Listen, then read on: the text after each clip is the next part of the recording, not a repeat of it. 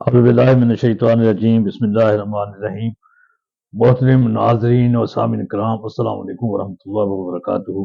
آج ہم علامہ اقبال، حضرت علامہ محمد اقبال رحمۃ اللہ علیہ پر گفتگو کریں گے۔ حضرت علامہ محمد اقبال پاکستان کے قومی شاعر ہیں۔ انہوں نے نظریہ پاکستان کی تخلیق میں بنیادی کردار ادا کیا ہے۔ تصور پاکستان کی آبیاری کے لیے ان کی خدمات ناقابل فراموش ہیں۔ وہ قائد اعظم کے ممتاز ترین قریب ترین ساتھیوں میں سے ہیں۔ انہوں نے وہ صوفی شاعر ہیں۔ انہوں نے احیائے امت اسلامیہ کے لیے بنیادی کردار ادا کیا ہے۔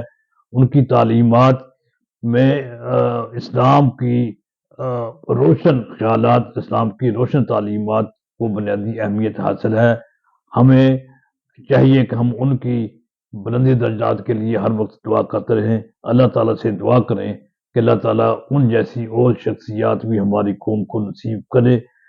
حضرت علامہ اقبال بجا طور پر ہم سب کے شکریہ کے مستحق ہیں۔ اللہ تعالیٰ ان کے درجات بلند سے بلند تر فرمائے۔ ہم سب کو ان کی تعلیمات کی پیروی کرنے کی توفیق عطا فرمائے۔ آج کے پاکستان میں حضرت علامہ اقبال کی تعلیمات کو عام کرنے کی بہت زیادہ ضرورت ہے۔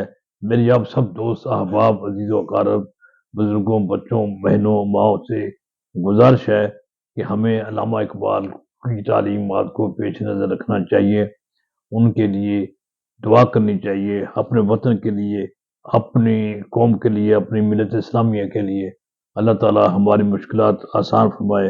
اللہ تعالیٰ حضرت علامہ محمد اقبال، جن کا آج 86واں یوم وفات ہے، یعنی 21 اپریل 1938 صبح بروز جمعرات صبح فجر کے وقت آپ کا انتقال ہوا تھا۔